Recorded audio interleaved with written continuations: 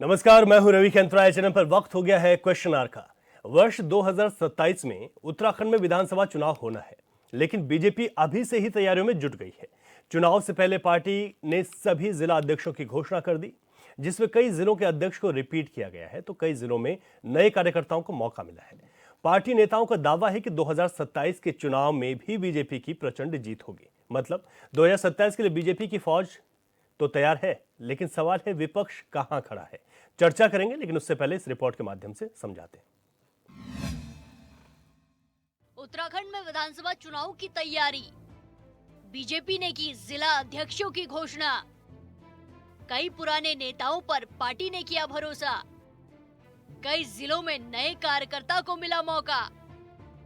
ये अलग बात है कि उत्तराखंड में 2027 में विधानसभा चुनाव होने हैं, लेकिन सत्ताधारी पार्टी बीजेपी ने अभी से चुनाव की तैयारियां शुरू कर दी हैं। पार्टी में आए दिन बैठकें की जा रही हैं और अब पार्टी ने सभी जिलों के लिए जिला अध्यक्षों की घोषणा कर दी है, जिसमें कई पुराने जिला अध्यक्षों पर पार्टी ने भरोसा किया है, तो कई जिलों में नए कार्यकर्ताओं को मौका दिया गया है। देखिए, पार्टी का फोकस जो है नेतृत्व उभारने पर है, क्योंकि हम कल की भाजपा को भी मजबूत करना चाहते हैं। इसलिए हम युवा नेतृत्व को तरजीह दे रहे हैं। और आपने हमारे तमाम निर्णयों में देखा होगा कि पार्टी युवाओं को आगे लाने का काम कर रही है। हम आज से 20-25 साल बाद की भाजपा को देख रहे हैं, आज उसको गढ़ने का काम कर रहे हैं। इसी दृष्टि से इसको देखा जाना चाहिए। पार्टी ने जो लिस्ट जारी की है उसके मुताबिक देहरादून महानगर सिद्धार्थ अग्रवाल, देहरादून ग्रामीण मीता सिंह, नैनीताल प्रताप सिंह वेस्ट, चंपावत गोविंद सावंत, ऋषिकेश राजेंद्र तड़ियाल, कोटद्वार राज गौरव नौटियाल, उत्तरकाशी नागेंद्र चौहान, पिथौरागढ़ गिरीश जोशी, अल्मोड़ा महेश नयाल, बागेश्वर प्रभा गड़िया, टिहरी उदय रावत, पौड़ी कमल किशोर रावत, रुद्रप्रयाग भारत भूषण भट्ट, चमोली गजपाल वर्तवाल, रुद्रपुर कमल जिंदल, रुड़की डॉक्टर मधु, काशीपुर मनोज पाल, हरिद्वार आशुतोष शर्मा। देहरादून महानगर से सिद्धार्थ अग्रवाल को एक बार फिर से मौका दिया गया है। वहीं देहरादून ग्रामीण से मीता सिंह को भी फिर से अध्यक्ष बनाया गया है। इसके साथ ही नैनीताल से मौजूदा जिला अध्यक्ष प्रताप बिस्ट, रुद्रपुर से कमल जिंदल और पिथौरागढ़ से गिरीश जोशी को भी एक बार फिर से संगठन ने मौका दिया है। इसके अलावा कई जगहों पर पार्टी के नए कार्यकर्ता को जिला अध्यक्ष की जिम्मेदारी दी गई है। कुछ लोगों को रिपीट भी किया गया है, ऐसा नहीं है। देहरादून में तो रिपीट हुए हैं, तो ऐसा नहीं कि नहीं किया गया। कुछ लोगों को रिपीट भी किया, कुछ नए लोगों को मौका भी दिया गया, लेकिन प्रयास ये हुआ है कि युवा चेहरे इसमें अधिक रहे। बीजेपी के नेता का कहना है कि कुछ पुराने तो कुछ नए लोगों को मौका दिया गया है, क्योंकि बीजेपी में सभी की बातें सुनी जाती हैं और सभी का ध्यान रखा जाता है। इधर बीजेपी के जिला अध्यक्षों की घोषणा पर विपक्षी पार्टी कांग्रेस के प्रवक्ता का कहना है कि ये उनका पार्टी का अपना मसला है। जहां तक कांग्रेस की बात है तो पार्टी अपने तरीके से काम कर रही है, जनहित के मुद्दों को लगातार उठाया जा रहा है। भाजपा अगर अपने संगठन का विस्तार कर रही है तो अच्छी बात है। प्रत्येक राजनीतिक दल को अपना संगठन विस्तार करने और उसको मजबूत करने का अधिकार है। और जहां तक कांग्रेस पार्टी का सवाल है, कांग्रेस पार्टी तो पहले से ही जो है जमीनी स्तर पे काम कर रही है। हमने तो बूथ लेवल तक जो है जहां कमियां थी उनको ठीक करने का काम किया है। और अब हम मतदाता सूची में जो गड़बड़ियां उसके खिलाफ अभियान चला रहे हैं। तो भाजपा अगर कहती है कि कांग्रेस का संगठन कब तक विस्तार होगा, तो भाजपा को कांग्रेस पार्टी की चिंता करने की आवश्यकता नहीं है। हमारा संगठन पहले से ही ब्लॉक स्तर तक जो है मंडलम स्तर तक गठित है और निश्चित तौर पर हम सड़क से लेकर के सदन तक जो है भारतीय जनता पार्टी की जो भी जन विरोधी नीतियां हैं उनको उजागर करने का काम कर रहे हैं। इसी से भारतीय जनता पार्टी में बौखलाहट है और निश्चित तौर पर संगठन विस्तार हर राजनीतिक दल का अपना विशेषाधिकार है।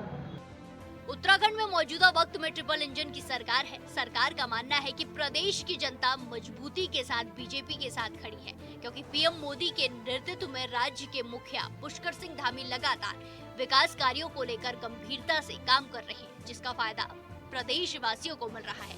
पार्टी नेताओं का दावा है कि आगामी चुनाव में भी देवभूमि की जनता बीजेपी का साथ देगी। Bureau report HNN 24/7।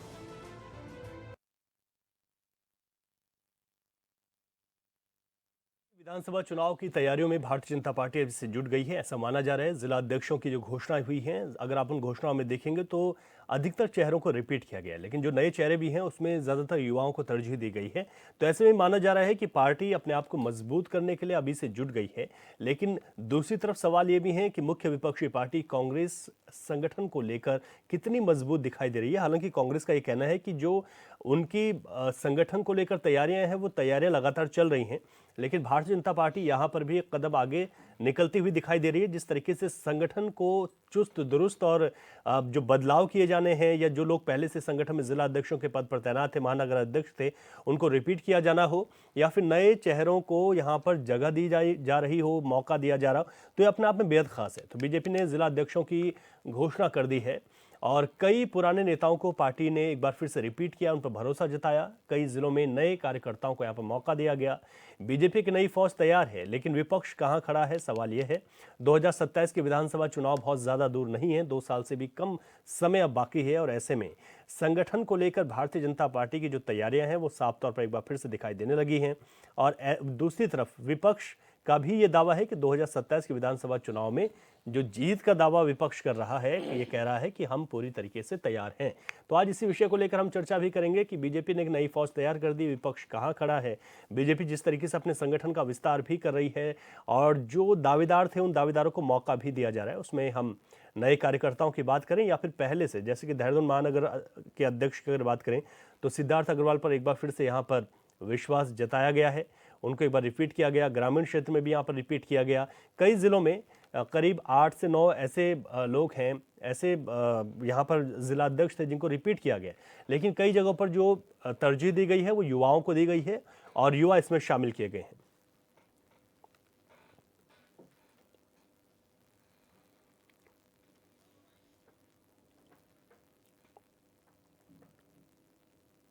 तो क्वेश्चन आवर में आपने ये रिपोर्ट भी देखी और इसी बात को लेकर चर्चा करेंगे कि बीजेपी की नई फौज तैयार है 2027 के विधानसभा चुनाव में अपना दमखम दिखाने के लिए, लेकिन विपक्ष कहां खड़ा है, यह भी एक चर्चा का विषय बना हुआ है। इसी को लेकर चर्चा करते हैं। हमारे जितने भी यहाँ पर मेहमान मौजूद हैं चर्चा में, उन सभी का स्वागत कर लेता हूँ। हमारे साथ सचिन गुप्ता जी हैं, भारतीय जनता पार्टी के प्रवक्ता हैं। सचिन जी, आपका बहुत स्वागत है। आशीष सैनी, वरिष्ठ नेता कांग्रेस के, हमारे साथ जुड़ गए हैं वर्चुअली। आशीष जी, आपका बहुत स्वागत। उत्तराखंड क्रांति दल से दीपक रावत जी हमारे साथ हैं, बहुत स्वागत है। और हमारे साथ वरिष्ठ पत्रकार प्रेम पंचोली जी हैं। सर, आपका भी बहुत स्वागत है आज की इस चर्चा में। सबसे पहले सचिन गुप्ता जी, आप ही पर आ रहा हूँ। बहुत सारे चेहरों को रिपीट किया गया, बहुत सारे युवाओं को यहाँ पर जगह दी गई है। ये संगठन का विस्तार कितना महत्वपूर्ण है आप लोगों के लिए 2027 से चुनाव से पहले, और संगठन को लेकर क्या तैयारियां हैं? ये नई फौज जो अब तैयार हो गई है, सबको जिम्मेदारी दे दी गई है। देखिए, निश्चित रूप से पहले तो मैं आपके एचएनएन चैनल के माध्यम से सभी नवनियुक्त भारतीय जनता पार्टी उत्तराखंड के जिला अध्यक्षों को बहुत बहुत बधाई देता हूं, शुभकामनाएं देता हूं। और साथ ही ये भी कहना चाहूँगा कि आज भारतीय जनता पार्टी विश्व का सबसे बड़ा संगठन है और विश्व के सबसे बड़े लोकतांत्रिक देश के साथ साथ सबसे बड़ी लोकतांत्रिक जो परंपरा, जो प्रक्रिया है, वो भी इस भारत के भारतीय जनता पार्टी के अंदर ही है। जिस प्रकार से भारतीय जनता पार्टी के अंदर चुनाव की एक प्रक्रिया है, बूथ अध्यक्ष से लेके हमारे शक्ति केंद्र संयोजक, मंडल के अध्यक्ष, फिर जिले के अध्यक्ष और फिर उसके बाद प्रदेश अध्यक्ष का चयन होता है, तो निश्चित रूप से जो है कहीं ना कहीं अन्य संगठनों को भी भारतीय जनता पार्टी से इसकी सीख लेनी चाहिए। आज क्योंकि मैं खुद जब मंडल के चुनाव चले तो मेरे को भी गंगोत्री विधानसभा में प्रभारी के रूप में भेजा गया था, और एक प्रक्रिया के तहत बहुत सुंदर प्रक्रिया रहती है कि जिस तरीके से जो है हमारे पदाधिकारी और शक्ति केंद्र संयोजक तक जो है हमारे मंडल के अध्यक्षों को चुनते हैं, अपनी रायशुमारी देते हैं, और जो भी वोट में सबसे आगे निकलता है उसको जो है मंडल अध्यक्ष की जिम्मेदारी मिलती है। उसी प्रकार जो है जिला अध्यक्ष की व्यवस्था मिलती है। तो निश्चित रूप से जो है भारतीय जनता पार्टी, क्योंकि उत्तराखंड एक युवा उत्तराखंड है, 25 वर्ष उत्तराखंड को बने हुए लगभग हो गए हैं, और इसी प्रकार से जो है युवा जोश के साथ, युवा क्लेवर के साथ जो है भारतीय जनता पार्टी भी आगे बढ़ रही है, अपना आप को अपडेट कर रही है। निश्चित रूप से जो नई टीम बनी है, उन्होंने जो पूर्व की टीम थी उन्होंने बहुत अच्छा परिश्रम करके जो है भारतीय जनता पार्टी को आगे बढ़ाने का काम किया, जन जन तक जो है केंद्र की और राज्य सरकार की योजनाओं को पहुंचाने का काम किया। उसका परिणाम है कि 2-2 बार राज्य में सरकारें आई, केंद्र में हम 3-3 बार सरकार बनाने में सफल हुए। तो निश्चित रूप से मुझे भारतीय जनता पार्टी के सभी जिलाध्यक्षों से, मंडल अध्यक्षों से, शक्ति केंद्र संयोजक से, बूथ अध्यक्षों से, एक कार्यकर्ताओं पर मेरे को विश्वास है कि निश्चित रूप से जो आने वाला जो चुनाव रहेगा उसमें भी भारतीय जनता पार्टी का जो प्रदर्शन होगा वो उत्तराखंड के अंदर बहुत ही अच्छा होगा। और जिस प्रकार से अभी तक जो है भारतीय जनता पार्टी का बूथ स्तर तक का कार्यकर्ता जन सेवा में, जन विकास में जुटा रहा, आगे वाले समय में भी जो है, भविष्य में भी जो है निश्चित रूप से जो है भारतीय जनता पार्टी करेगा, आम जनमानस के लिए, उत्तराखंड के लोगों के लिए काम करेगा, ऐसी मेरी पूरी अपेक्षा है और आशा भी है। आशीष सैनी जी, जिला अध्यक्षों की घोषणा कर दी भारतीय जनता पार्टी ने। ठीक है, अपने संगठन का विस्तार कोई भी पार्टी करे, आप लोग भी करिए, लेकिन सवाल है 2027 से पहले ये तैयारी बता रही है भारतीय जनता पार्टी। आप लोग कहाँ खड़े हैं, कितनी तैयारियां हो रही हैं? संगठन स्तर पर कुछ ज्यादा एक्टिविटी दिखाई नहीं दे रही है कांग्रेस की इन दिनों।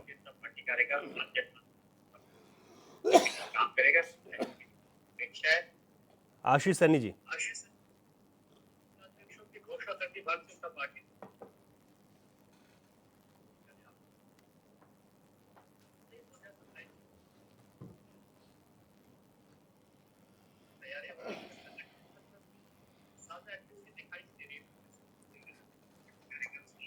देखिए, बिल्कुल एक नियमित फार्मूला है।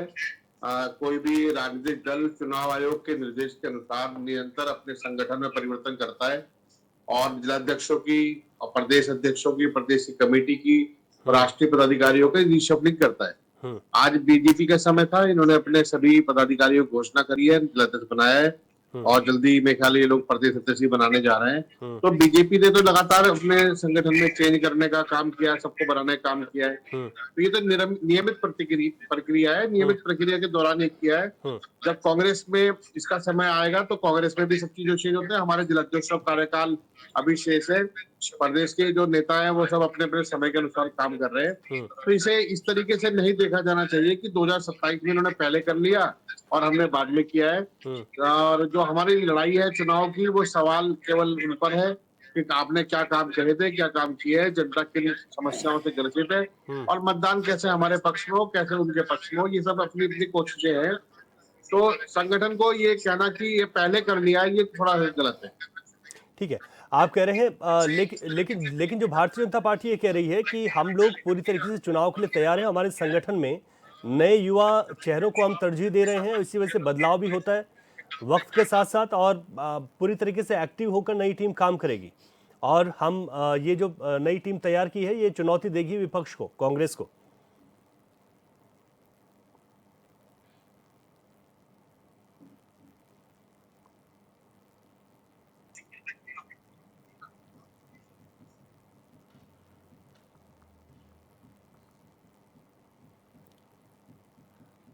आशीष जी, ठीक है, मेरी आवाज़ नहीं पहुंच पा रही है, मैं दीपक रावत जी के पास चलता हूं। दीपक रावत जी, क्योंकि उत्तराखंड क्रांति दल के साथ हमेशा एक बात होती है कि एक बहुत बड़ा संगठन नहीं है, बहुत सारे लोग ठीक है प्यार करते हैं उत्तराखंड क्रांति दल को, हमारे क्षेत्रीय दल है, हम लोग सब करते हैं, लेकिन एक संगठन की वजह से पार्टी कमज़ोर दिखाई देती है कोई भी चुनाव पे। अपने संगठन के विस्तार को लेकर आप लोगों की क्या तैयारियां हैं?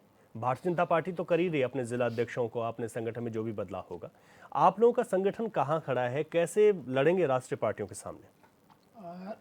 रवि जी, आपने बिल्कुल सही कहा कि जब आज इस प्रदेश को जरूरत है एक मजबूत विपक्ष की, तो उत्तराखंड क्रांति दल कहाँ खड़ा है? जहाँ पर उसके सामने जब भारतीय जनता पार्टी हो, कांग्रेस हो, तो निश्चित रूप से आज अगर आपको के माध्यम से मैं पूरी जनता को बताना चाहूँगा कि आज उत्तराखंड क्रांति दल जनता के साथ जुड़ा हुआ है, उसी जनता के साथ जिस जनता के साथ पिछले 25 वर्षों से लगातार वो संपर्क में है, लगातार वो अपने कार्यक्रम कर रहा है, क्रियान्वयन कर रहा है और साथ ही साथ हर उस मुद्दे को जो इस प्रदेश के लिए हितकारी है उनको बड़े जोर शोर से उठा रहा है। आज ही जब आप इस चर्चा में आए हैं तो मैं आपको दे दूं, तमाम जिस तरह की राजनीति इस समय प्रदेश में चल रही है, हमारे तमाम जो जितने भी भारतीय जनता पार्टी के विधायक हों या कांग्रेस के विधायक हों, जिस दिन सदन में इस प्रदेश में एक पहाड़ी वर्ग को अपशब्द कहे गए। तो जो जो नेता, जो जो विधायक, जनप्रतिनिधि वहां पर चुप्पी साधे हुए थे, उनकी चुप्पी से प्रश्न आज जनता कर रही है। इसी के माध्यम से आज हमने तमाम जितने भी विधायक हैं उनके आवास घेराव का एक कार्यक्रम रखा, जिसको हम सफलतापूर्वक आगे बढ़ा रहे हैं। और ये निरंतर हर उस विधायक पे जाएगा, क्योंकि उसको अपने उस चुप्पी का जवाब जनता को देना है, क्योंकि जनता के वे विधायक हैं, किसी पार्टी विशेष के बाद में, क्योंकि चुन बनाए, लेकिन विशेष रूप से जनता की सेवक है। तो हमारा मानना है कि इस ऐसे प्रश्नों का जवाब उन्हें देना चाहिए, अपना पक्ष जनता के सामने रखना चाहिए। तो इसके लिए हम लगातार हैं। हम जब आप पूछते हैं कि उत्तराखंड क्रांति दल कहाँ है, तो उत्तराखंड क्रांति दल जब भारतीय जनता पार्टी के प्रदेश अध्यक्ष जोशीमठ में जब त्रासदी आती है, तब उत्तराखंड क्रांति दल वालों को माओवादी कहते हैं। जब आज जो राजनीति प्रदेश में छा रही है, जब कोई अपशब्द कहता है, जब हम आंदोलन करते हैं, जब भारतीय जनता पार्टी की सरकार को ठंड लग जाती है, चाहे वो शीतकालीन में हो या ग्रीष्मकालीन में हो, गैरिसैंण को सिर्फ नाम का उन्होंने एक राजधानी बनाई हुई है, अस्थायी राजधानी बनाया हुआ है, वहाँ काम करने से डरते हैं।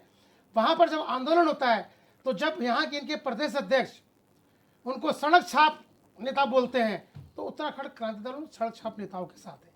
क्योंकि इतिहास गवाह है कि भारतीय जनता पार्टी का इतिहास रहा है, उन्होंने कभी भी कोई जन आंदोलन नहीं करा।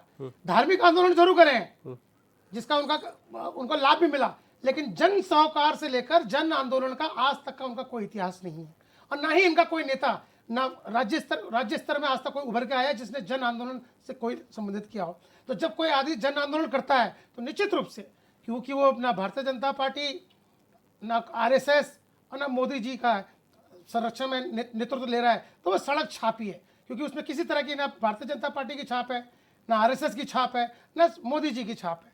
तो ऐसा कोई भी नेतृत्व अगर उभरता है या जनता की बात कर रहा है, तो फिर तो नरेंद्र उनका महेंद्र जी का ये कहना कि वो सड़क छाप है, ये उनकी नज़र में वही सड़क छाप है। लेकिन आपके माध्यम से जानकारी दे दूं, आंदोलन इस पृथक राज अगर हुआ है तो सड़क में उतर के ही हुआ है। जब जब क्रांतियां आई हैं, जब जब सत्ता परिवर्तन हुए हैं, तो सड़कों के रास्ते ही हुए हैं। तो अगर उत्तराखंड क्रांति दल की बात कर रहे हैं, हम तभी भी जनता के साथ सड़कों में थे, आज भी जनता के साथ। वो आपकी बात ठीक है, लेकिन फिर संगठन तो बहुत महत्वपूर्ण होता है ना किसी भी पार्टी के। देखिए, आप संगठन की बात रवि जी, देखिए हर संगठन का अपना एक पीरियड होता है, जिस अंतराल के समय उनको अपने चुनाव कराने पड़ते हैं। अभी भारतीय जनता पार्टी का समय आया हुआ है, उन्होंने अपने यहाँ चुनाव करा दिए। जब यूकेटी का आएगा, यूकेटी अपने चुनाव कराएगी, जहां उनको जिलाध्यक्ष बदलने होंगे, जिलाध्यक्ष बदलेगी, जहां पर जिलाध्यक्ष को पुनः दायित्व देना है, वहां पुनः देगी। तो ये संगठनात्मक चुनाव है। हर राजनीतिक पार्टी अपने हिसाब से जब उनका समय आता है, उसके हिसाब से कराती है। तो अपने संगठन को मजबूत करने के लिए आप लोग बिल्कुल क्या तैयारियां कर रहे हैं? देखिए, हमने कहा ना, लगातार हम संगठन को मजबूत करते जा रहे हैं। लगातार हम जो जनता है उनसे अपना संपर्क बनाए हुए हैं। लगातार हम संगठन में अपनी गतिविधियां बढ़ाए हुए हैं। तमाम आप पिछले 2-3 साल का देख लीजिए, जब से, पर विशेष रूप से हम लगातार कोशिश कर रहे हैं और लगातार हम जनता के बीच संपर्क बनाए हुए हैं और लगातार हम संगठन को भी मजबूत करने में लगे हुए हैं। ठीक है, प्रेम पंचुल जी वरिष्ठ पत्रकार हमारे साथ हैं, संगठन को समझेंगे। सर, संगठन किसी पार्टी के लिए बहुत मजबूत नींव होती है, और इसी संगठन को लेकर अगर हम देखें, उत्तराखंड में पार्टियों का कंपैरिजन करें, तो संगठन के लिहाज से कौन सी पार्टियां बहुत ज़्यादा सजग दिखाई देती हैं? क्योंकि संगठन का अब चुनाव में देखिए, हर एक पार्टी का सीधा फोकस चुनाव पर ही होता है। अगर हम भी 2027 की बात करें तो इसी वजह से कर रहे हैं, क्योंकि इसके बाद यही चुनाव हम सबके सामने होगा। संगठन कितना महत्वपूर्ण भागीदारी निभाता है किसी भी पार्टी के लिए, और उत्तराखंड में पार्टियों के कंपैरिजन में कहाँ कहाँ है किसका संगठन? देखो, आज़ादी के बाद से जब आपने संगठन को देखे होंगे जी, तो वो चाहे राजनीतिक संगठन हो, आंदोलनकारी संगठन हो, या सोशल एक्टिविटीज़ के लिए बनाया गया समूह हो, या सिविल सोसाइटी के लोगों का किसी मुद्दे को सरकार तक या शासन तक या किसी मुद्दे को उभारना, उसके लिए बनाए गए संगठन। जब संगठन में एक अनुशासन होता है, डिसिप्लिन होता है जी, तो वो संगठन बहुत आगे काम करता है। और जब तक उस निर्णय तक नहीं पहुंचा, अगर निर्णय से कुछ समय पहले अगर संगठन में विघटन आ जाए, तो वो उसका बहुत बड़ा हर्जाना, बहुत बड़ा घाटा संगठन को तो होता है। लेकिन जिस समूह के लिए, जिस समुदाय के लिए ये लोग काम करना चाहते हैं, उससे दुगना घाटा होता है। तो ये समझना है कि अगर सत्ता में भारतीय जनता पार्टी है और वो इसकी जो कारीगरी है, संगठन को मजबूत रखना, संगठन की तैयारी करना, तो अगर इसकी कारीगरी में वो माहिर है या उसमें आगे पहुंचती है, उसमें सफल होती है, तो कुछ न कुछ जनता का विश्वास भी जीतती है। दूसरे संगठन में एक दिन इसी चैनल पे किसी कांग्रेस प्रवक्ता से सुन रहा था कि वो कह रहे कि नहीं भारतीय जनता पार्टी में संगठन का अनुशासन तो है, लेकिन उनकी फलानी कमियां हैं। और ऐसे किसी और राजनीतिक दल ने भाजपा की तारीफ की है संगठन को लेकर के। तो मुझे लगता है कि ये भी बड़ी बात है कि अगर किसी संगठन में तारीफ हो रही, किसी संगठन के अनुशासन की तारीफ हो रही, उसके संगठन के कार्यकर्ताओं की तारीफ हो रही है, तो कहीं ना कहीं वो संगठन मजबूत है। और अगर संगठन मजबूत है तो उनके जो काम है, अगर वो सत्ता में है या वो निर्णायक मूड में है या उनके पास काम करने की क्षमता है, वो काम कर सकता है वो संगठन, तो मुझे लगता है कि वो संगठन महत्वपूर्ण है और उसका काम भी स्वाभाविक रूप से अगर 100 नहीं कर पाएगा तो 50 तो कर पाएगा, कुछ प्रतिशत तो जनता के बीच में ले जाएगा। और अल्टीमेटली ये फाइनली है, ये समझना हम सब लोगों को है कि कोई भी संगठन व्यक्ति के लिए काम नहीं करता। जितने भी समूह हैं या संगठन है या सिविल सोसाइटी के लोग हैं या और जो फेडरेशन है या जो भी है, ये एक समुदाय के लिए, एक बड़े समाज के लिए, एक क्लस्टर के लिए, एक ग्रुप ऑफ ह्यूमैनिटी के लिए, ये मतलब वो उसके लिए काम करते हैं, व्यक्ति के लिए कभी काम नहीं करते हैं। और संगठन में अनुशासन नहीं है तो आप कितने संगठन बना दीजिए। और मुझे लगता है कि सत्ताधारी पार्टी अगर संगठन पे काम कर रही है तो करना चाहिए, ऐसा नहीं कि नहीं करना चाहिए। हम अब उनका अनुशासन, उनका चरित्र, उनका संविधान हम तो नहीं जान सकते ना। वो भारतीय जनता पार्टी अगर काम कर रहे तो वही जान सकते हैं। कांग्रेस अगर काम कर रहे तो कांग्रेस जान सकती है, यूकेडी काम कर रहे तो यूकेडी जान सकती है। हम यूकेडी को क्यों बार बार टोकते हैं? क्योंकि उससे क्षेत्रीय सेंटिमेंट जुड़ा हुआ है। बिल्कुल बिल्कुल। तो वो सेंटिमेंट तो जुड़ा हुआ है, लेकिन उनका जो मैकेनिज्म है, संगठन का मैकेनिज्म है, कहीं ना कहीं उसमें छेद है और उस छेद को पकड़ भी नहीं पा रहा है। ऐसा नहीं कि कोशिश नहीं कर रहे हैं। तो ये महत्वपूर्ण है कि आप के संगठन का जो डिसिप्लिन है, उस डिसिप्लिन में दरार कहां पर है। अच्छा हो कि हम उस दरार की तरफ जाएं, उस दरार को पाटें या उसको नए सिरे से कैसे उस बुनियाद को बनाएं।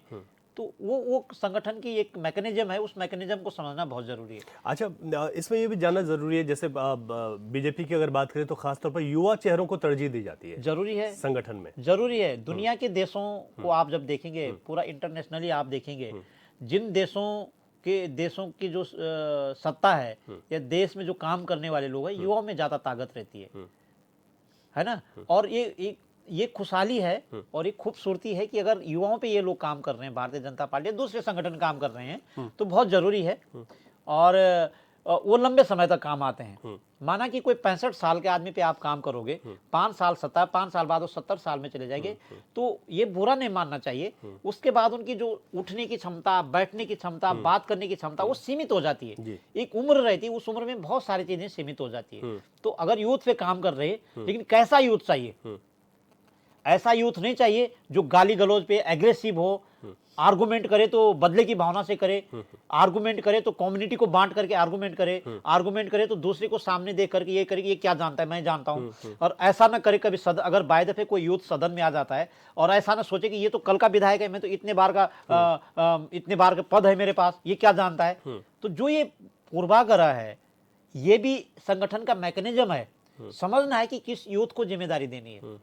अगर आपने ऐसे आदमी को जिम्मेदारी दे दी है, सामने वाले को यह समझता है कि ये क्या जानता है, और वो भी तो जीत के आया जी भाई, वो भी किसी लाख लोगों ने जीत करके भेजा। तो जो कॉन्फ्लिक्ट है, जो झगड़े हैं, वो झगड़े यहीं से बढ़ते हैं। जैसे आजकल झगड़े बढ़ने कोई और कारण नहीं, कोई दुराग्रह नहीं है। दुराग्रह व्यक्ति के मन में आता है, समूह संगठन के मन में जो ग्रुप है, ग्रुप के मन में कभी भी दुराग्रह नहीं आता। दुराग्रह व्यक्ति के मन में आता है। तो वो व्यक्ति ढूंढना संगठन की सबसे बड़ी ताकत होती है।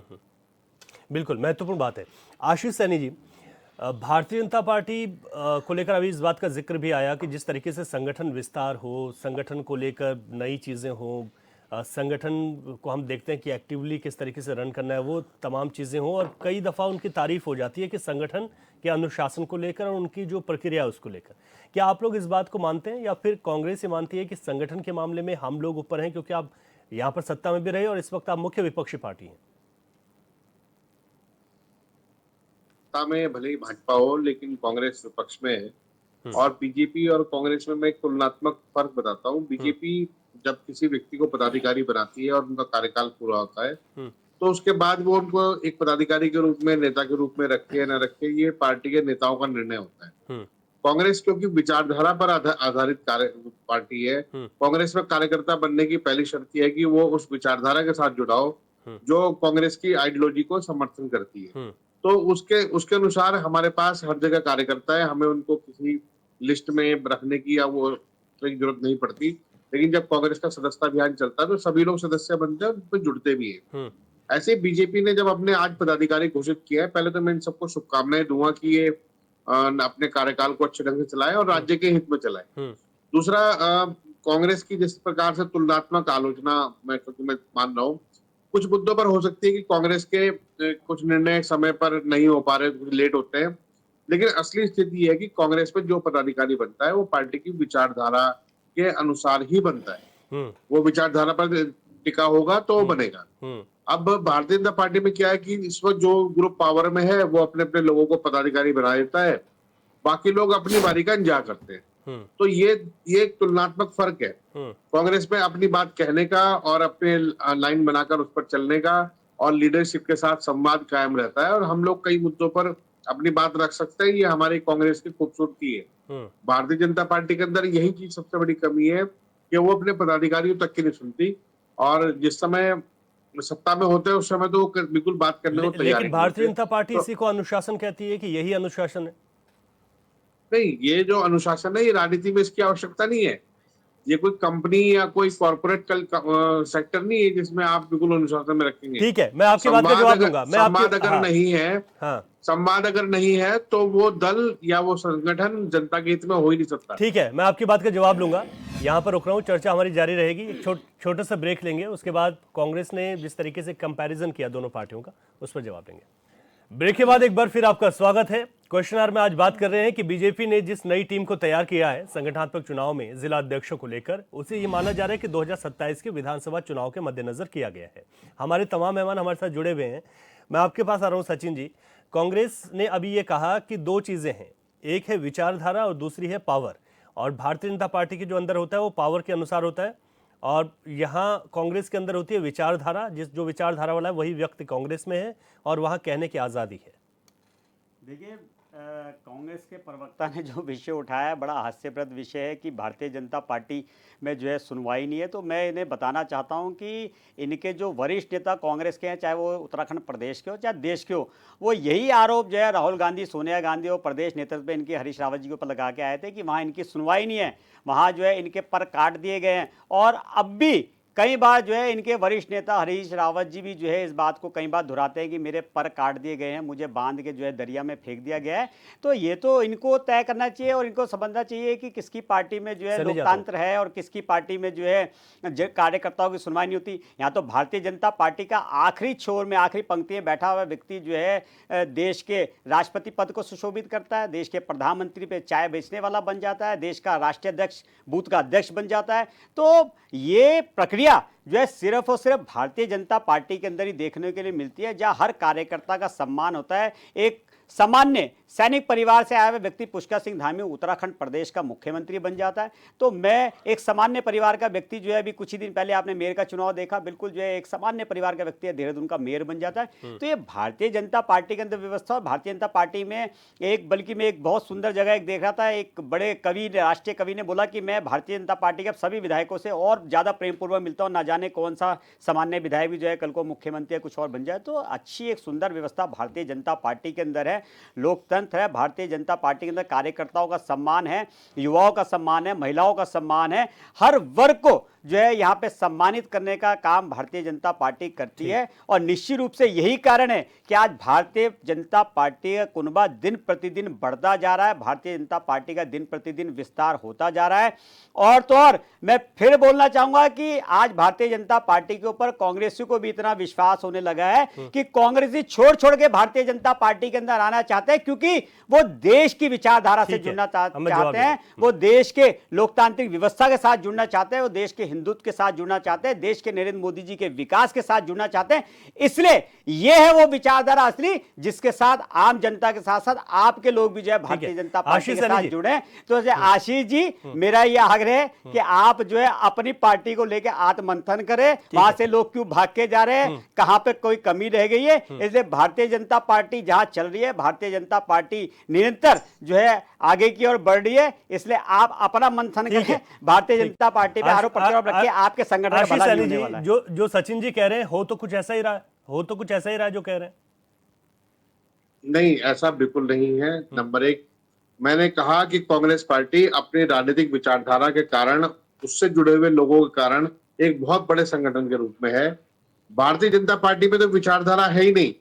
मैं अगर इनसे एक ही सवाल पूछ लूं अभी आपके चैनल पर कि आप बताइए ना कि भारतीय जनता पार्टी किस विचारधारा की राजनीति है, तो ये दो लाइन भी इस पर बोल नहीं पाएंगे। पहली बात। राष्ट्रहित की राष्ट्रहित कुछ के विषय को नहीं, लेकर सुन भारतीय लीजिए, जनता पार्टी आगे चलती राष्ट्रहित है। के मैं आप कोई- मुझे बोल रहे हो ना कि आप दो लाइन नहीं बोल पाओगे, मैं आप बोलोगे तो पूरी डिबेट इसी पे चली अच्छा, जाएगी। अब आप आपसे मैं प्रश्न मैं पूछा, पूछना उत्तर चाहता हूं ना। आपके पास है नहीं। आप प्रश्न कर रहे हो ना, उत्तर इसलिए मैं आपके जवाब पास दे रहा हूं। है उन्होंने नहीं। कहा राष्ट्रीय हित पर, उत्तर नहीं है ना आपके मैं पास। तो सीधे बोल रहा हूँ, राष्ट्रहित पे एक लाइन में जवाब दे रहा हूँ। राष्ट्रहित पे भारतीय नहीं, जनता नहीं, पार्टी आगे आप चल रही एक रवि जी, है और रवि जी, राष्ट्रहित का रवि मुद्दा जी, एक सर्वप्रधान मिनट, अब जवाब है, इसलिए जो है हाँ, भारतीय हो जनता गया, पार्टी आगे आपका चल हो रही है। गया, ठीक है, आपका सनी मैं जी। अभी बताता हूँ। अब इन्होंने कहा कि इन्होंने विचारधारा के नाम पर कहा राष्ट्रहित।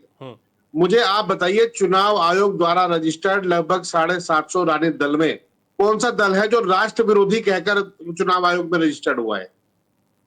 जरा कहेंगे एक बार, राष्ट्र विरोधी कौन सा अरे दल है? तुम फिर राष्ट्रहित मुझे वाले आप हो बीच में गए, बोलने में मजबूर तुम करो। राष्ट्रहित के राष्ट्र अरे विरोधी नहीं, क्या इसलिए करिए, मजबूर हो लेकिन रहे हो आप, राष्ट्रहित की बात क्योंकि करते आपकी विचारधारा ही नहीं है। राष्ट्रहित के विचारधारा मुद्दों है पे ही छुरा नहीं। घोंपते हुए जो सुन है लीजिए, राष्ट्र विरोधी काम आप करता है। सांप्रदायिक विचारधारा पर कांग्रेस आए राष्ट्र लोग विरोधी हैं। काम करता है। आप 80% यही कारण है कि लोगों को 3 बार से भड़काकर सत्ता से बाहर है, केंद्र 20% में लोगों के प्रदेश से खिलाफ 3 हिंदू बार मुस्लिम सत्ता से बाहर हो करके गया, तो ये परिणाम है अब जनता सवाल की ये था, हारी है। आप ठीक है, छोड़ दीजिए, अब जो उनका सवाल था, बात। जो सवाल था कि कांग्रेस के लोग नहीं, तो जो हमारे मेरा पास आ रहे सवाल- हैं, उस पर जवाब दीजिए। नहीं, मेरी बात सुनिए, मैं उसी के जवाब दे रहा हूँ।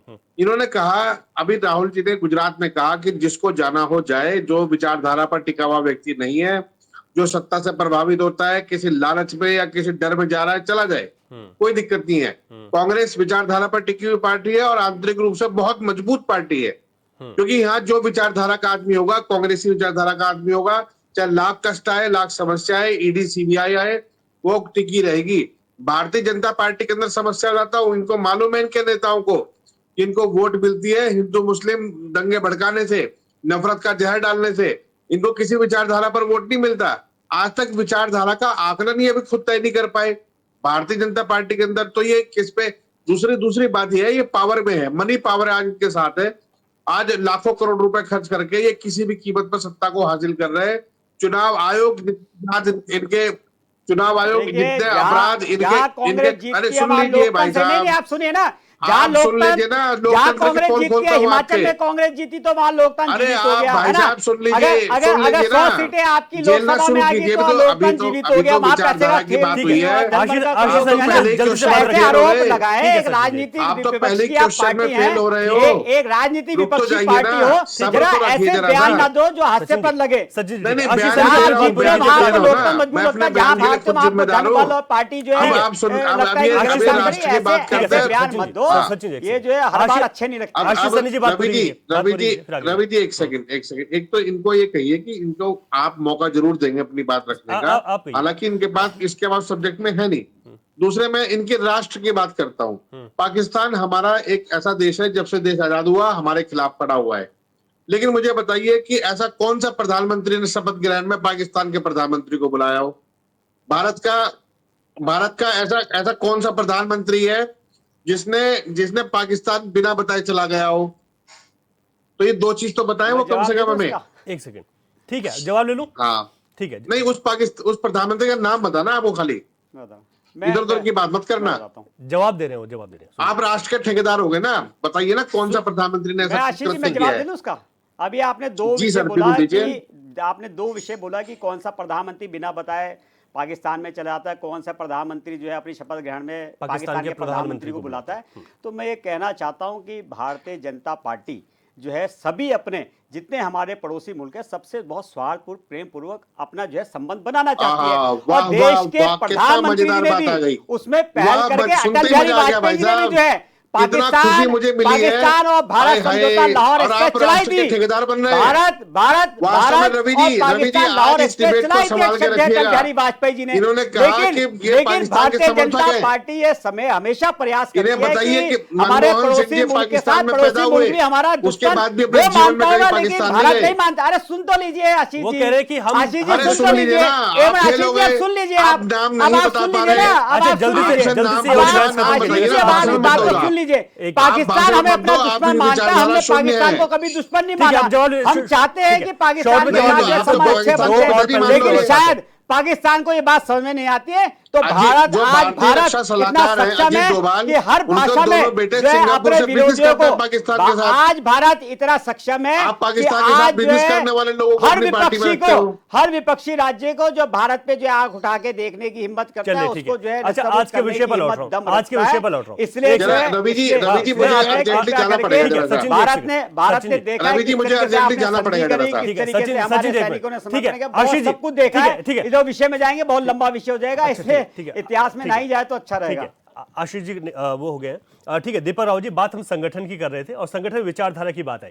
कांग्रेस पार्टी ने कहा कि हमारी विचारधारा है, जो लोग आज जा भी रहे हैं भारतीय जनता पार्टी में, हमारे पास वही रहेंगे जो हमारी विचारधारा से जुड़े हुए लोग हैं। साथ ही साथ भारतीय जनता पार्टी ने कहा कि हमारी विचारधारा राष्ट्रवाद को लेकर है, राष्ट्र की विचारधारा के साथ हम आगे बढ़ते हैं। अब एक क्षेत्रीय दल अपने आप को मजबूत करने की कोशिश कर रहा है, आप लोग मजबूत करने की कोशिश कर रहे हैं। विचारधारा की जब बात आती है तो कैसे इस विचारधारा को लेकर उत्तराखंड में मजबूत होंगे आप लोग? रवि जी, बड़ी विडंबना है इस प्रदेश में कि राष्ट्र का विचार राष्ट्रवादी पार्टियां करती हैं, सारे राष्ट्रीय दल कर रहे हैं। इसमें प्रमुखता से आज भारतीय जनता पार्टी है और अगर दूसरे नंबर पर ले तो कांग्रेस है। और अलग अलग क्षेत्रों में, अलग अलग राज्यों में क्षेत्र दल अपनी बात रखते हैं और मजबूत और है मजबूत वो भी अपने- है। विडंबना सिर्फ ये है कि इस प्रदेश में नहीं है, लेकिन आज नहीं तो कल भविष्य में होंगे। जी, लेकिन तब प्रश्न ज्यादा उठ जाता है जब उत्तराखंड में भारतीय जनता पार्टी के प्रदेश अध्यक्ष क्षेत्र की बात करने वाले, क्षेत्र की अस्मिता की बात करने, क्षेत्र की महत्व देने वाले लोगों को पुलिस की धमकी देते हैं, मुकदमों की धमकी देते हैं, उनके ऊपर जांच करने की धमकी देते हैं और ये सार्वजनिक रूप से करी है उन्होंने। ये विडंबना है। अरे क्षेत्र से ही राज्य बनता है, क्षेत्र से ही बड़े बड़े राज्य बने हैं, सचिन जी, सुन लीजिएगा। राज्यों से ही आप- फिर देश बनता है। यहां पर विविधता में एकता है।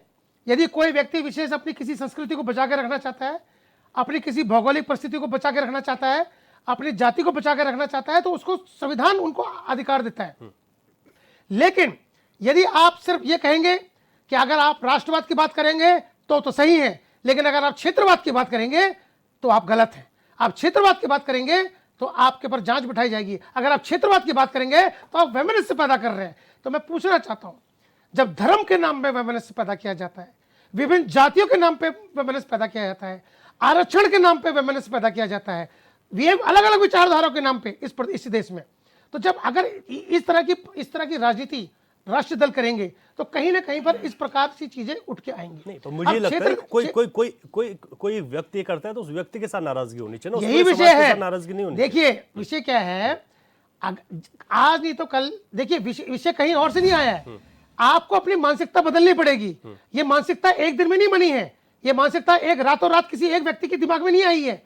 अगर संसद जैसी, विधानसभा जैसी स्थिति में आप स्वयं एक कैबिनेट मिनिस्टर हैं, हम पूछ रहे हैं अगर उनके द्वारा वैसे अपशब्द कहे गए एक प्रमुख वर्ग को, एक ऐसे वर्ग को जो पूरे प्रदेश के 80% क्षेत्र में निवास करता हो, उन लोगों के प्रति अगर इस तरह की दुर्भावना रखी जाती है और उनका अगर अपनी बात को ये कहना कि ये गलत किया गया है, तो अगर हम तो लगातार पूछ रहे हैं, हम ये लगातार आपके माध्यम से पूछना चाहते हैं कि सदन के अंदर अगर पार्टी ने उसमें कहा ना कि हम पूरी एक रिपोर्ट हाईकमान के पास है, रवि जी मेरी बात देखिए रवि, आज चर्चा विषय कहीं और चली गया। मैं सिर्फ इतना पूछना चाह रहा हूं आपके माध्यम से, आज भारतीय जनता पार्टी इस दुविधा में है कि क्षेत्रवाद की बात को महत्व, क्षेत्रवाद की बात को शंका की दृष्टि से देखे या राष्ट्रवाद की बात को आगे बढ़ाए।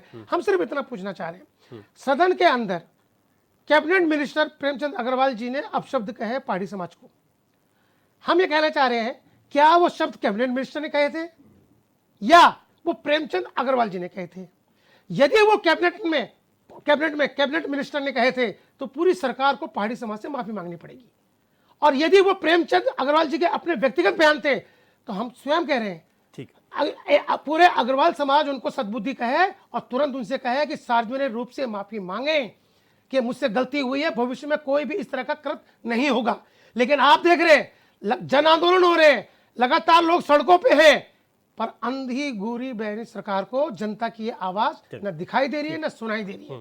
तो अब इस विषय में क्या होता है, और ऊपर से महेंद्र भट्ट जी का ये कहना जो लगातार कटाक्ष करने में लगे हुए हैं कि ये सड़क छाप नेता है, उनका ये कहना कि क्षेत्रवाद की बात करने वाले फेमिनिस्ट की बात करने वाले को जांच होगी, जो स्वयं धर्म की बात करते हो, जो स्वयं हिंदुत्व की और बात करते हो, तब तो किसी ने नहीं बोला उनको मैं जवाब दे रहा हूं कि आप इस तरह की फेमिनिस्ट की बात क्यों कर रहे हैं। लेकिन क्षेत्रवाद की बात करना अगर उत्तराखंड में, सचिन जी रवि जी एक मिनट दीजिए, क्षेत्रवाद की बात करना अगर उत्तराखंड में एक गुनाह है, क्षेत्रवाद की बात करना अगर आज लोग शंका की दृष्टि से देखेंगे, उसमें जांच करेगी, इस प्रदेश का पृथक राज्य अगर निर्माण हुआ था तो उसमें 4 प्रमुख चीजें ही थी। भौगोलिक, आर्थिक, सामाजिक दृष्टि से ये देश, ये उत्तर प्रदेश से अलग था, इसका कोई और कारण नहीं था।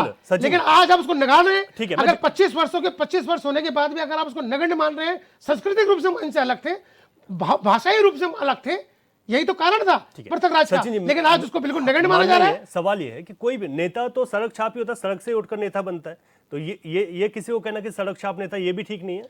वो भी एक जवाब ले देखिए सुनिए दीपक जी, आप एक बहुत समझदार और बुद्धिजीवी प्रवक्ता भी है, राजनीतिक संगठन के जो है पदाधिकारी हैं। माननीय प्रदेश अध्यक्ष जी ने जो विषय कहा है उस विषय की गंभीरता को आपको समझना पड़ेगा, या फिर आप समझना नहीं चाहते हैं। माननीय प्रदेश अध्यक्ष जी, एक मिनट देखो, मैंने आपकी बात सुनी है, मैं आपकी बात सुन रहा हूँ, मैं बहुत अच्छे से आपकी बात मैंने सुनी ना, आप भी इस बात को सुनिए। आपने कहा कि उत्तराखंड प्रदेश का जो आंदोलन था वो उत्तराखंड प्रदेश का आंदोलन क्यों हुआ था? हमारे प्रदेश के आम जनमानस के हित के लिए हुआ था, हमारे प्रदेश की जो भौगोलिक स्थिति है उसके निर्माण के लिए हुआ था, उसके विकास के लिए हुआ था, ठीक है। और कोई जब आंदोलन शुरू हुआ था तो किसी भी आंदोलनकारी ने ये नहीं कहा था कि केवल जो देहरादून से ऊपर जाके जो लोग हैं केवल वही आंदोलन करेंगे, नीचे के लोग आंदोलन नहीं करेंगे, भाई इसमें हमें किसी से सहयोग नहीं चाहिए। पूरे जनमानस ने मिलके, पूरे उत्तराखंड के एक एक नागरिक ने, क्योंकि जैसे ही हम जो है यहाँ मोड़ से ऊपर की तरफ चढ़ना शुरू कर दे तो सभी पहाड़ी हो गए। मेरा जन्म यहाँ हो, मेरे पिताजी का जन्म यहाँ पे हो, मैं भी पहाड़ी हूँ, उसके अंदर भी ये थोड़ा कि मेरी काज गुप्ता है तो मैं पहाड़ी नहीं रहा। तो सभी जो है पहाड़ी है जो पहाड़ में रहता है। पहले तो पहाड़ की परिभाषा ये है। दूसरी बात ये है कि यदि कोई उत्तराखंड से प्रेम करता है, उत्तराखंड के जनमानस से प्रेम करता है, उत्तराखंड के विकास के साथ प्रेम करता है, और वो इस प्रकार का जो कुछ लोग कुकृत्य करके यहाँ का सौहार्द, यहाँ का प्रेम, यहाँ के भाईचारा को मिटाने का प्रयास कर रहा है, अगर उसमें कोई राजनीति करके बेवजह उसको तूल देने का काम करता है, निश्चित रूप से उसकी मानसिकता पे प्रश्न चिन्ह उठता है। और माननीय प्रदेश अध्यक्ष जी का जो तात्पर्य था वो भी इसी से मिलता हुआ था। उसका मतलब यह नहीं है कि किसी व्यक्ति को या आपको कहा गया है, लेकिन जो समझदार व्यक्ति है, आप समझदार व्यक्ति है, आपके साथ और संगठन के अन्य लोग हैं, उनको यहां जिम्मेदारी निभाते हुए आगे आना चाहिए कि यदि कोई कृत्य आवेश में आके किसी बात को लेगा, उसमें भी जो है, उसमें भी सभी लोग अच्छी तरह से परिचित है कि उसमें भी माननीय मंत्री जी का जो सोच थी वो कोई सोच नहीं थी, वो एक जो है आवेश में आके जब बार बार एक चीज के लिए रखा गया, उसके बाद भी उनके द्वारा खेल पकड़ कर दिया गया, वो विषय जो है डिसॉल्व हो जाए। लेकिन उसको राजनीतिक मुद्दा बना के हम आपस का सौहार्द, आपस का प्रेम, आपस का भाईचारा प्रदेश का बिठाए, ये बहुत अच्छा नहीं है। क्योंकि जब आंदोलन हुआ तो आंदोलन में व्यापारी भाई भी जितना था उन सब ने अपनी दुकानें बंद करके आंदोलन को जो है धार देने का काम किया, इस आंदोलन को बढ़ाने का काम किया। उसका परिणाम है कि आज जो है उत्तराखंड हमारा बना, उत्तराखंड और आगे बढ़ रहा है। सबको मिलकर के आगे बढ़ना चाहिए। हम खाली एक मुद्दे पे लेके प्रदेश के विकास को रोके, ये कहीं उचित नहीं है। ठीक है, जल्दी से। उत्तराखंड के आंदोलन में उत्तराखंड क्रांति दल ने एक नारा दिया था, हिंदू, मुस्लिम, सिख, ईसाई, उत्तराखंड के 4 सिपाही। ये भारतीय जनता पार्टी ने नहीं दे रखा है इस प्रदेश को, ये यूपीडी ने दे रखा है। उत्तराखंड का भारतीय जनता पार्टी भी भेदभाव नहीं करा। भारतीय जनता पार्टी ने इसको समझा, आपके आंदोलन के साथ सहभागी रहे, या तो मेरी सुन लीजिए, सहभागी रहे नहीं।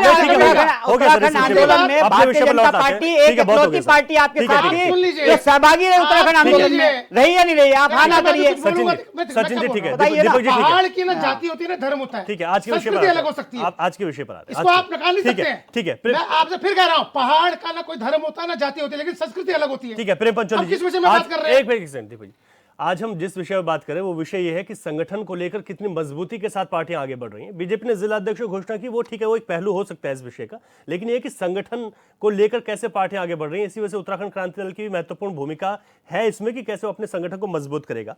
प्रेम पंचोल जी, यहाँ पर समझना ये जरूरी है कि अगर संगठन किसी का भी बहुत सुदृढ़ होता है, मजबूत होता है, तो उस पार्टी को निश्चित तौर पर सफलता मिलती है।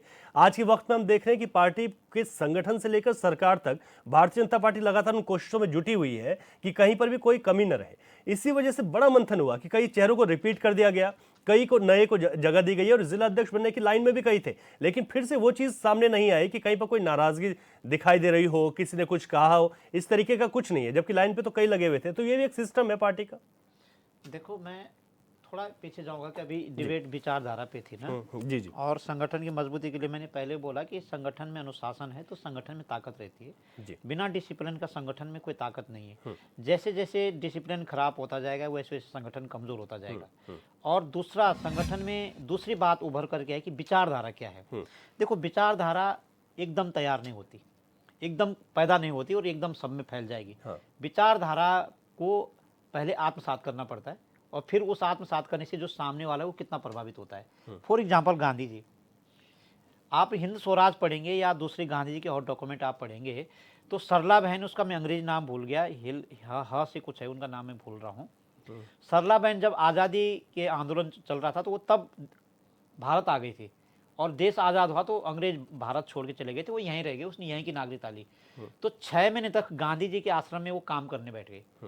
लेकिन जब 6 महीने उसको पूरे हो गए तब उसने अपने जो उसके आजू बाजू लोग थे उन्होंने कहा, यार मुझे गांधी जी से मिला दो।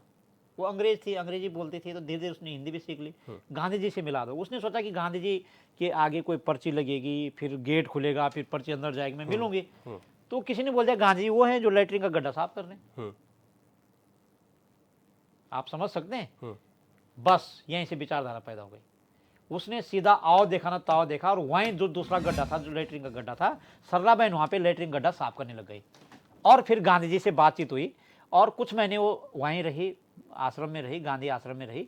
उसके बाद वो लक्ष्मी पहाड़ में आई, इधर हमारे उत्तराखंड में आई और लक्ष्मी आश्रम कौसानी जैसे जहाँ 25,000 लड़कियों का जीवन बना, जिसकी संचालक इस समय राधा बहन है, जिनको पद्मश्री मिलने जा रही है। लक्ष्मी आश्रम कौसानी की स्थापना की, धर्मघर आश्रम और लक्ष्मी आश्रम, 2 आश्रम की स्थापना की उन्होंने। और उन्होंने जिस बात में हम आज लड़ रहे हैं उनका डॉक्यूमेंट आप पढ़ेंगे, सरला बहन का जो उत्तराखंड के विकास के लिए उन्होंने एक 400 पेज की किताब लिखी हुई है, अगर आप उसको पढ़ेंगे तो उसमें पूरा दिखा रखा कि उत्तराखंड का विकास कैसे हो।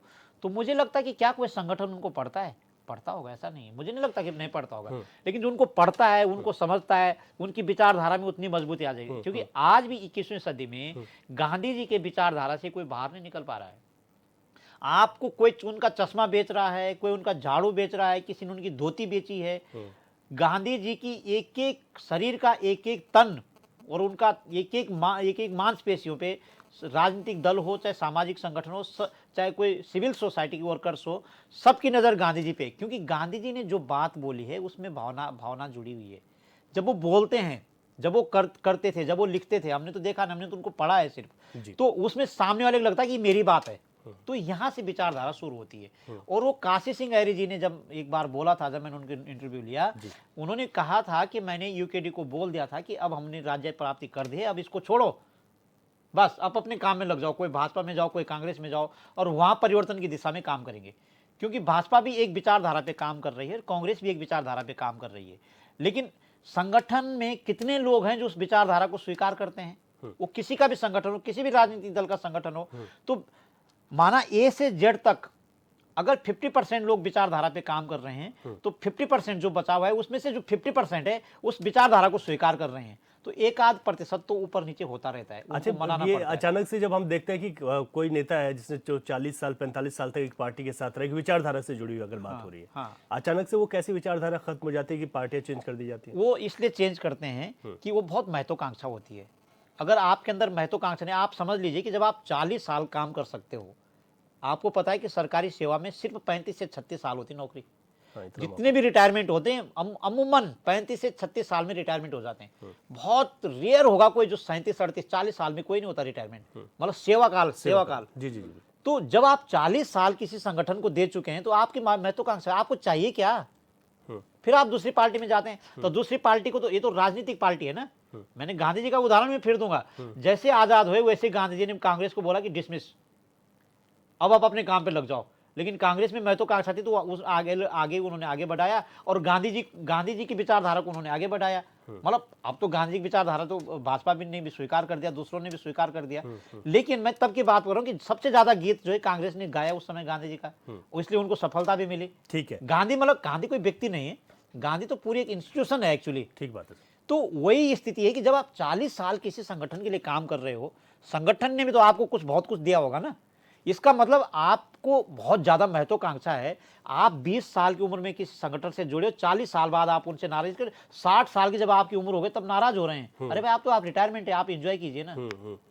ठीक बात है। तो ये गलत बात है। किसी भी राजनीतिक दलों में अगर इस तरह के लोग हैं तो उस राजनीतिक दल के संविधान को, उनकी कोर टीम को समझना चाहिए कि ऐसे व्यक्ति को आप जिम्मेदारी दे रहे हैं कि नहीं। उनको तो समझना चाहिए जहां से गए हैं, लेकिन जिनके पास आ रहे हैं उनको भी समझना चाहिए। उनको तो डैमेज कंट्रोल क्या बोलेंगे हम उसको राजनीतिक भाषा में, डैमेज कंट्रोल करना है ना, कि इनको वोट न मिले किसी न किसी तरीके से। आप वो तो वहां तो नाराज हो ही रखा है। समझना जरूरी है कि 40 साल तक जिस पार्टी के साथ थे उसके नहीं रहे। हाँ, तो हमारा क्या रहेंगे? तो उनको बांध के रखते हैं। तीनों पॉलिटिकल पार्टी से आज की इस चर्चा पर फाइनल कमेंट ले रहा हूं। बात हम कर रहे थे संगठन को लेकर ही कुल मिलाकर, जो लबो लहाब था। आशीष सैनी जी, फाइनल कमेंट आपका। जी, आज थोड़ा सा कनेक्टिविटी की इशू रही मेरे साथ। जी जी जी। लेकिन मैं 10 सेकंड में 20 सेकंड में अपनी बात पूरी करूंगा। मैंने एक बात रखी विचारधारा की, जिस पर अभी हमारे पत्रकार महोदय चर्चा कर रहे थे।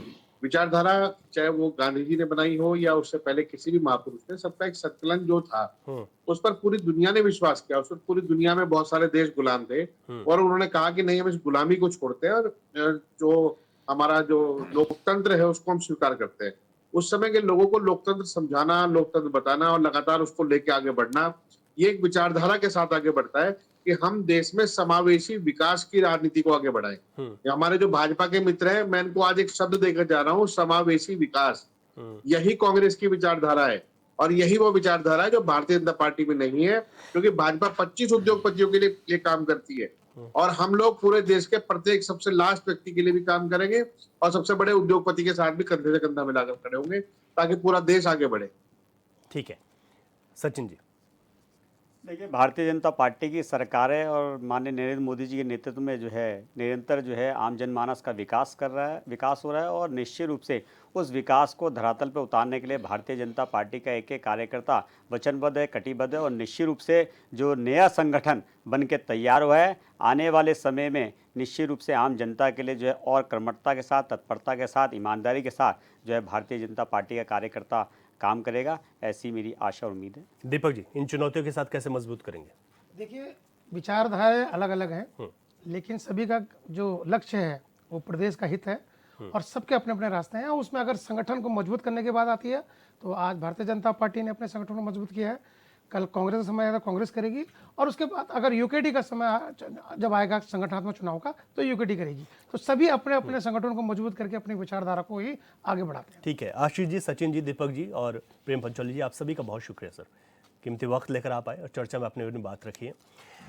आज हमने क्वेश्चन आवर में बात की कि जिस तरीके से प्रदेश में भारतीय जनता पार्टी और कांग्रेस दो बड़ी पार्टियां हैं, संगठन को लेकर वो अपना विस्तार करती रहती हैं, संगठन को लेकर फिर बदल, चुनाव, नई जिम्मेदारियां देना, समय जब पूरा होता है तो वो होता है। लेकिन साथ ही साथ 2027 के चुनाव भी बहुत ज़्यादा दूर नहीं है, 2 साल से कम का वक्त है। ऐसे में जो क्षेत्रीय पार्टियां हैं वो भी इस कोशिश में है कि हम भी अपनी मजबूत पैरवी कर सकें और यहाँ पर अपने आप को और मजबूत कर सकें। देखना होगा कि आने वाले वक्त में किस तरीके से माहौल और जो तमाम बदलाव वो पार्टियों के लिए फ़ायदे और नुकसान देते हैं। क्वेश्चन आवर में आज के लिए इतना ही, इजाज़त दीजिए, नमस्कार।